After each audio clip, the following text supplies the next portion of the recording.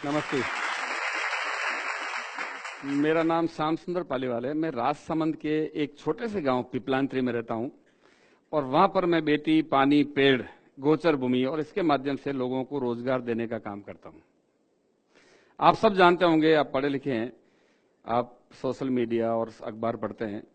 एक ऐसा गांव है जहां पर जन्म लेने वाली हर बेटी के नाम पर उस गांव के लोग खुशियां मनाते हैं और 111 पौधे लगाते हैं।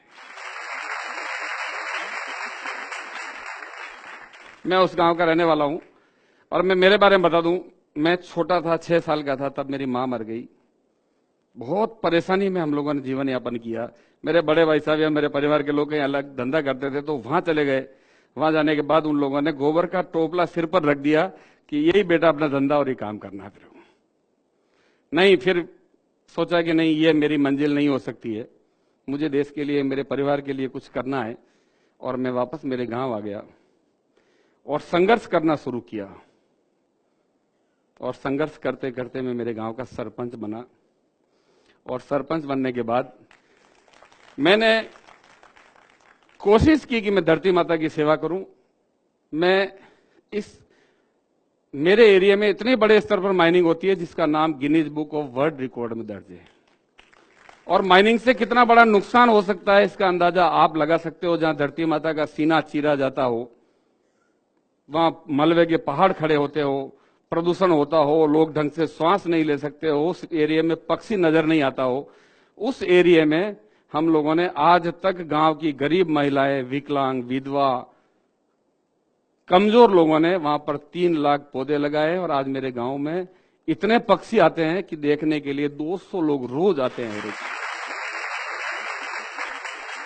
देश का ऐसा कोई अखबार या कोई न्यूज चैनल नहीं होगा जिसने हमारे गांव के बारे में नहीं छापा। मैंने नहीं किया, मेरे गांव के लोगों ने किया।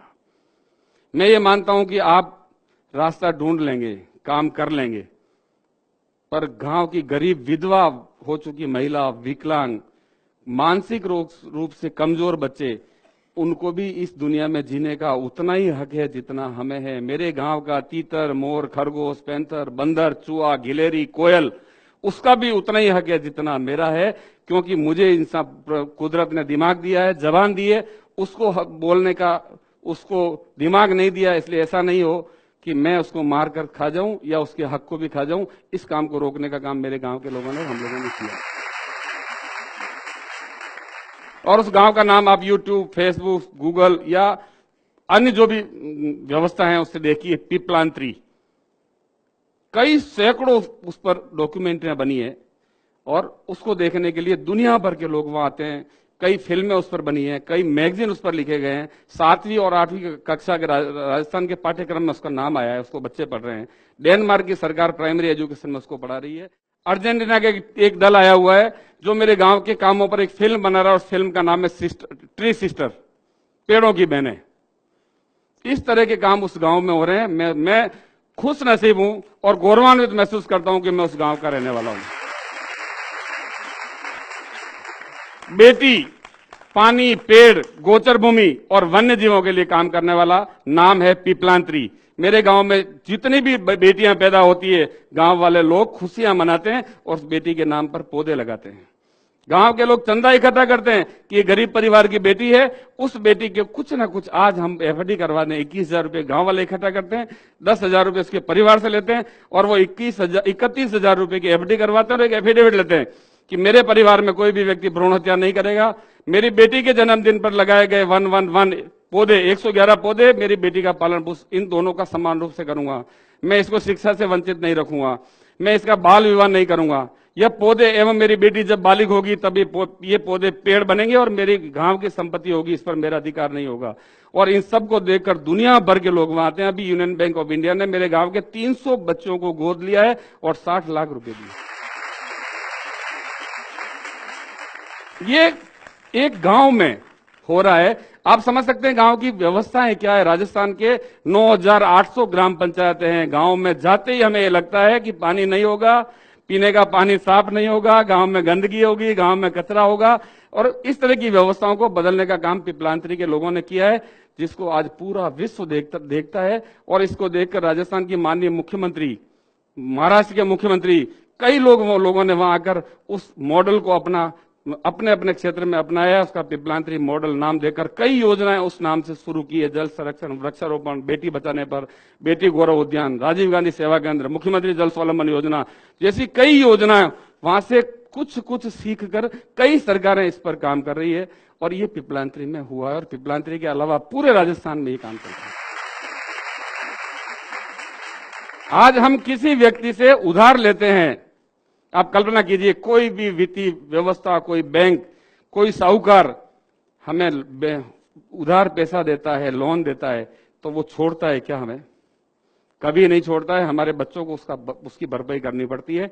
तो इस धरती से हम कब तक लेते रहेंगे? कितने ट्यूबवेल खोदते रहेंगे? कितना खून इसका चूसेंगे? कितने पेड़ काटेंगे? अभी दिल्ली में मैंने देखा नहीं पर सुना है, दिल्ली के उप मुख्यमंत्री मनीष सिसोदिया मेरे गांव में 7 दिन रहकर एक डॉक्यूमेंट्री बनाकर गए, स्वराज इन पिपलांतरी। वो कब तक दिल्ली जैसी स्थिति क्या उसका इंतजार करते रहेंगे हम कि दिल्ली में जो स्थिति पैदा हुई है वो जयपुर में हो जाए या देश के अन्य हिस्सों में हम ऑक्सीजन के लिए तरस जाएं, हम लकड़ी के लिए तरस जाएं, हम पीने के पानी के लिए तरस जाएं। बरसात का जितना पानी बहकर आज समुद्र में जाकर मिल रहा है, खारे पानी में मिल रहा है, क्या हमारी जिम्मेदारी नहीं उसको रोककर धरती माता को पिलाना? और धरती को जिस दिन पानी पिलाना शुरू हमने कर दिया, उस दिन पानी के संबंधित समस्या खत्म हो जाएगी। और ये काम पिपलांतरी के लोगों ने किया है। मैं ये बात इसलिए कह रहा हूं आप लोगों को कि अगर व्यक्ति ये ठान ले कि मुझे ये काम करना है तो वो काम होकर रहता है। हम चांद पर जाने की बात कर रहे हैं, चांद पर बसने की बात कर रहे हैं और हम हमारे गांव में सफाई की व्यवस्था नहीं कर सकते हैं। मेरे काम में 2007 में आज स्वच्छ भारत मिशन योजना चल रही है। देश के प्रधानमंत्री जी लाल किले से कह रहे हैं गांव सब साफ होना चाहिए, खुले में शौच की प्रवृत्ति को रोकना चाहिए। मेरे गांव के लोगों ने 2005 में ये व्यवस्था पूरी तरह लागू कर दी और एपीजे अब्दुल कलाम साहब ने 2007 को मेरे गांव को राष्ट्रपति पुरस्कार देकर सम्मानित किया। काम मेवाड़ी में कहावत है कि नाम रहे लो काम सुनो सयाने लोग, मीरा सुत जायो नहीं और शिष्य न मुंडियो कोय। नाम, हमारा नाम, मेरे जैसे कई लोग आए और कई चले जाएंगे। मेरा नाम तभी रहेगा जब मैं काम करूंगा।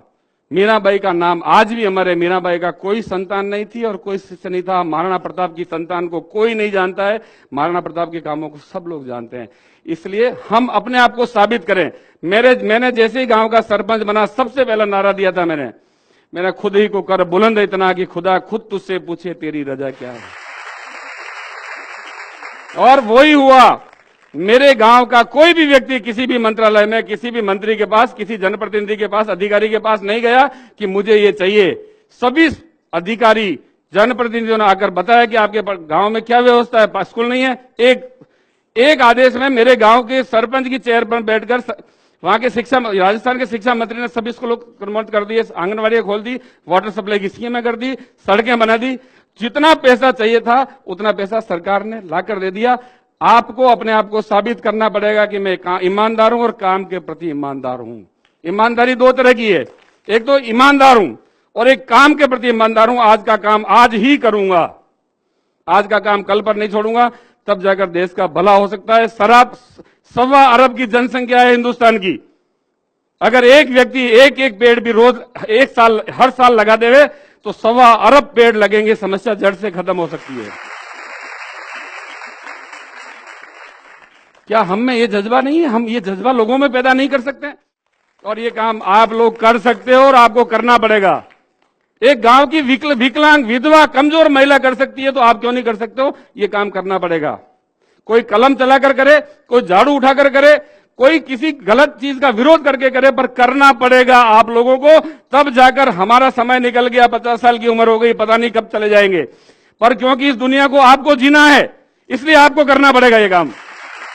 ये धरती है, अगर आप चाहो तो इसको स्वर्ग के रूप में भोग लो, चाहो तो नरक करके भोग लो इसको। यही स्वर्ग है और यही नरक है। आप अगर इसको एंजॉय करोगे, मस्ती से जियोगे, अपने बच्चों के लिए कुछ करोगे तो आपके लिए स्वर्ग हो जाएगा ये। और दिन भर रोते रहोगे, कुछ भी नहीं है, मुझे ये नहीं मिला, मुझे ये नहीं मिला, मैं ये नहीं कर सकता, मेरे देश का नेता भ्रष्ट है, वो भ्रष्ट है, वो भ्रष्ट है। ये धरती आपका नरक है। स्वर्ग और नरक दोनों यही है। आप किस तरह से जीते हो ये आप पर निर्भर करता है। और ये काम कम से कम मेरे गांव के लोगों ने, मेरे गांव की मातृशक्ति ने किया है, मेरे गांव की गरीब महिलाओं ने किया है। आप आकर देखिए उस गांव में किस तरह से गरीब लोगों ने काम किया है। पूरे विश्व के सामने एक उदाहरण है वो। और वो हिंदुस्तान के लोगों ने किया, आपके लोगों ने किया है, आप ही लोगों ने किया, मैंने किया, मेरी मां ने किया, मेरे गांव की बहनों ने किया, मेरी भाभीयों ने किया है। हम नहीं कर सकते? करना चाहिए और करना पड़ेगा। मैं ज्यादा कुछ कहना नहीं चाहता हूं। बहुत सारे हमारे कार्यक्रम है। मुझे तो धन्यवाद देता हूं मैं जोश टॉक की टीम को कि आप लोगों के दर्शन करने का, आप लोगों को बात करने का जो मुझे मौका दिया है, और आप लोगों के माध्यम से पूरे हिंदुस्तान में एक मैसेज देने का काम मेरे माध्यम से, आपके माध्यम से हो, इसके लिए मुझे यहां बुलाया। बहुत बहुत धन्यवाद। जय भारत, जय हिंद। इस वीडियो के बारे में अपनी राय नीचे कमेंट सेक्शन में हमें बताएं और अपने दोस्तों के साथ ये वीडियो शेयर करना ना भूलें।